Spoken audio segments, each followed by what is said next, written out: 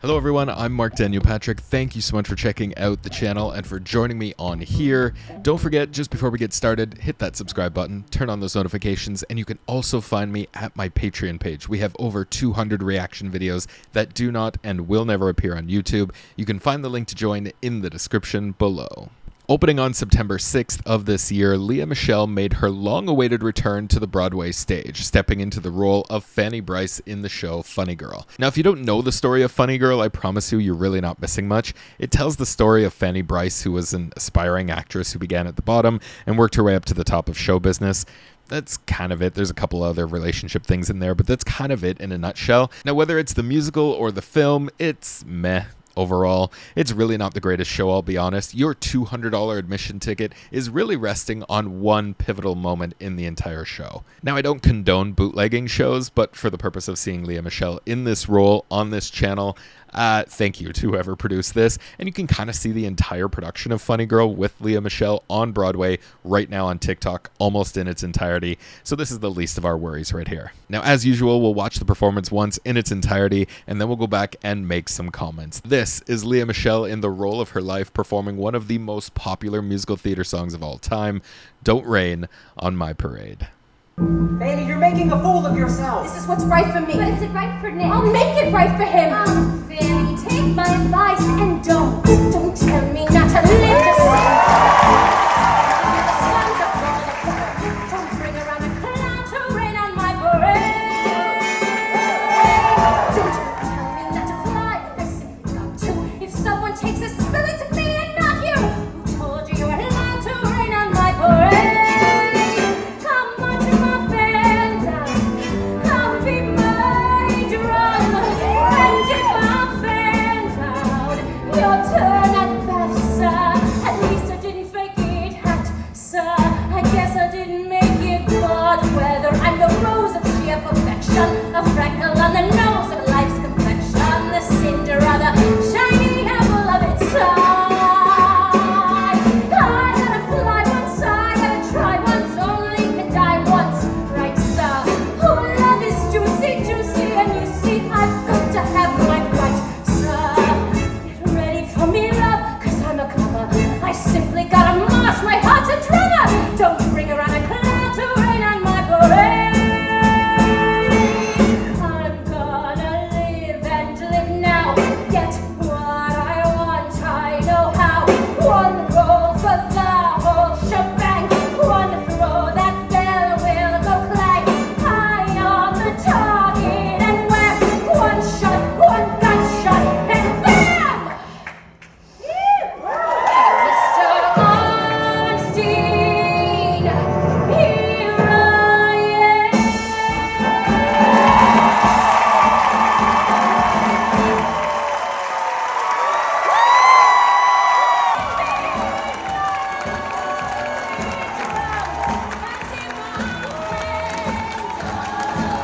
Your turn at bat, sir.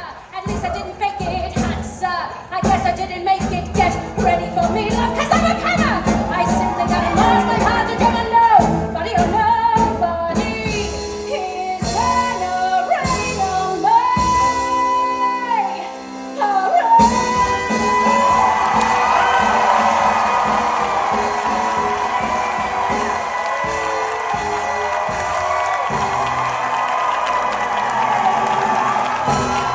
Now, that's the problem with bootleg copies. They tried, I mean, that's a huge moment of that song, and they tried to capture it all together. Honestly, whoever bootlegged it, the fact that they were able to film it that well is a feat in itself. Let's be honest about that. That's incredible that they were able to do that undetected. We have a couple comments to make. First of all, look, this is not, in case you, for whatever reason, you're not familiar with this song or with Funny Girl, this is not the end of the show. This is just the end of Act 1. And having a standing ovation at the end of an act is very, very rare in musical theater. It is reserved for the most iconic special moments of Broadway history. So we'll talk about that more when we get to it, but let's start it again and see what we think. Fanny, you're making a fool of yourself. This is what's right for me. But is it right for Nick? I'll make it right for him. Fanny, take my advice and don't tell me not to live to sing. Now that, I absolutely love that. As a diehard musical theater fan that I am, I would give anything to be in that audience. Not to see this entire show, mind you. I would sneak in about maybe 5 minutes before this number and leave promptly at the intermission.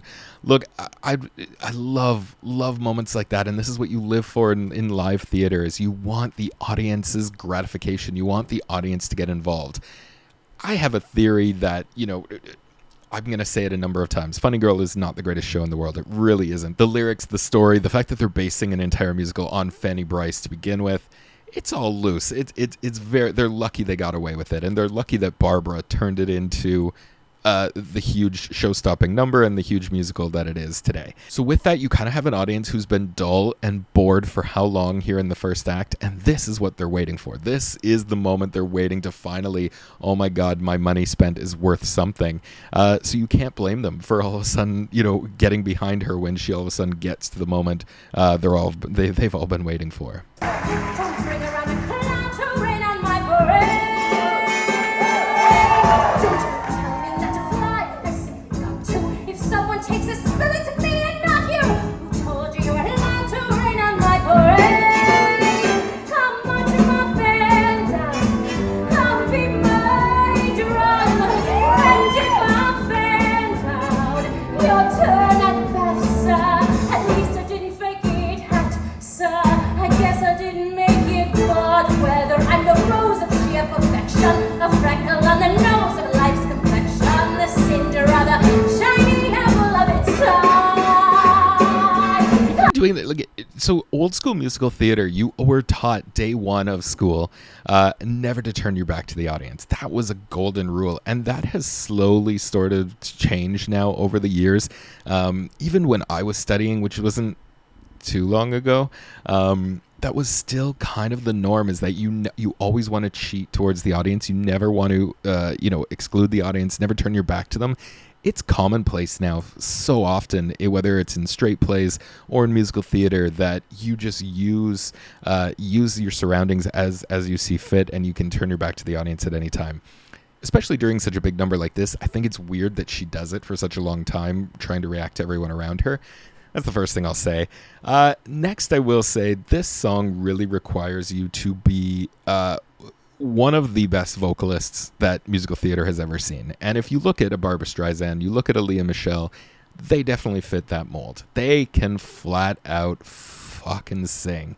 And that's what you pay your admission ticket for. That's what you come to see them for, right? You didn't watch Glee for arguably 6 seasons too long to watch Leah's great acting ability. You didn't watch that to see her, crying on camera for the 17th time in a season. You really watched it because of her incredible voice and what she can do with that voice.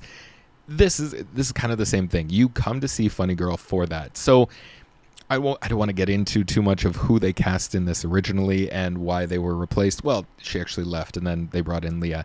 But she, the original actress came to this role as an acting piece. She picked up on the comedic timing. She's a little bit funnier, a little bit better actress, but that's not what this role needs. Everyone wants this song to be sung like it's never been done before, and that's kind of what you want out of this role, and that's what you wait for, and that's why, in my opinion, that's why it didn't work with the original actress, and now why Leah is just, generating $1 million a week for this show, which Funny Girl has no business making that much money on Broadway.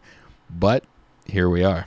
I gotta fly once, I gotta try once, only can die once, right, sir? Oh, love is juicy, and you see, I've got to have my right, sir. Get ready for me, love, 'cause I'm a comer. I simply gotta march my heart to drummer. Don't bring around a cloud to rain on my parade. I'm gonna live and live now. Get what I want, I know how. One roll for the whole shebang. One throw, that bell will go clang. All right, I'll stop it here because I want her to have her big music moment. Look, there's so many things wrong with this, and if you read any review of this show, I mean, there are some great reviewers who do not mince words on what they really think of everything else going around her. Lea, obviously, everyone loves her. The sets, the lighting design, the the direction of the entire thing, the costuming. So many people don't hold back on what they truly think of everything else going on around her. And those lighting cues are something that just drive me nuts.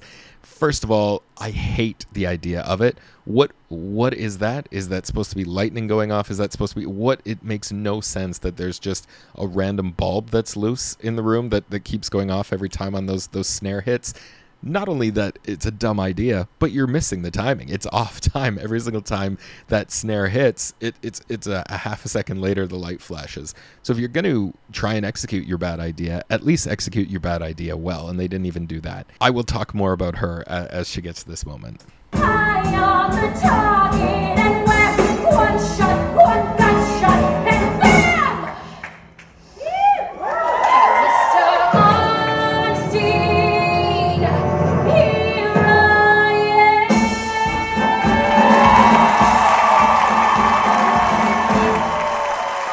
So good. And that note is good, and then you know what comes after as she hits you with it again.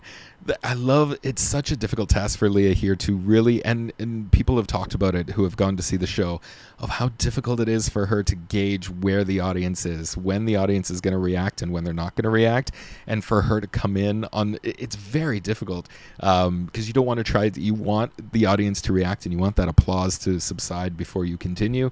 It's been a difficult run, I think, for her trying to find the right timing of how to get in and out of the audience reactions.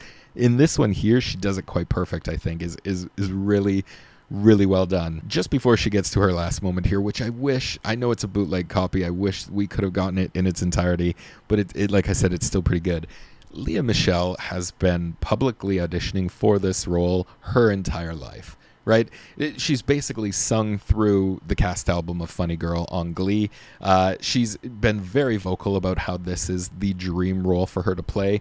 And it's kind of the dream role for her to play because she kind of is a Fanny Brice, right? Fanny Brice is notorious. I think it's even in the show where she calls herself a star to everyone she meets before she's even been in her first production, before she's even done anything worth talking about. She's calling herself the next big thing.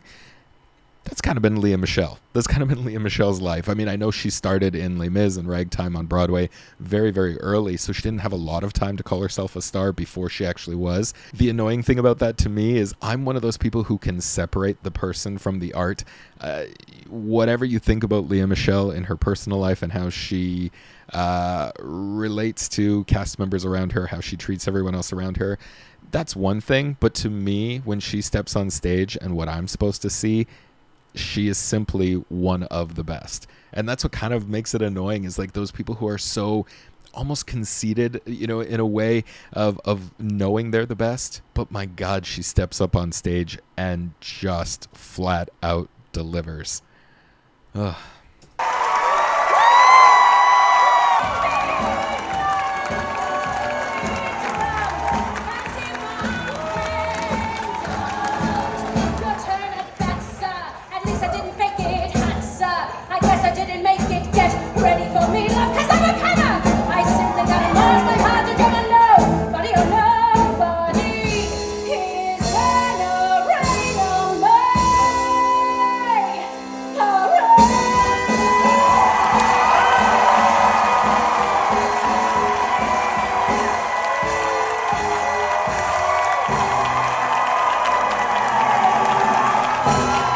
Like I said the first time we watched it through, it's very, very rare to get a standing ovation mid-show for live theater and on Broadway, and it's reserved for just those special moments that only come around once in a while. You know, off the top of my head, I'm trying to think of. I know the Newsies got one at the end of was it Seize the Day? I think the great dance number that they put together every single night. That would be a standing ovation, as it should be.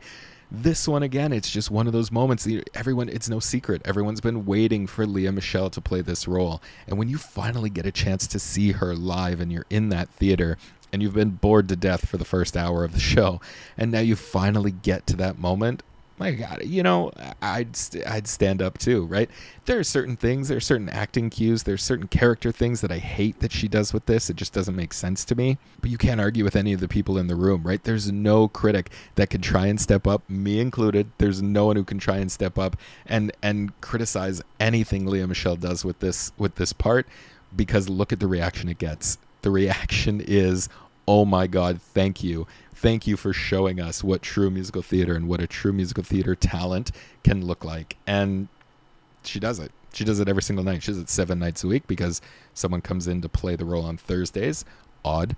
But she does it time and time again. And my God, like I said, it's the show generating $1 million a week because of one person. So I don't know what my overall point is. Whether you love her, hate her as a person, you cannot deny this role was kind of meant for her, and she was meant for this role. And if I'm her, I'm never leaving. As long as Funny Girl wants to stay open, I'm never leaving this again, because she may not find another job again after this. So if I was her, they're going to have to drag me kicking and screaming out of this theater to leave this part.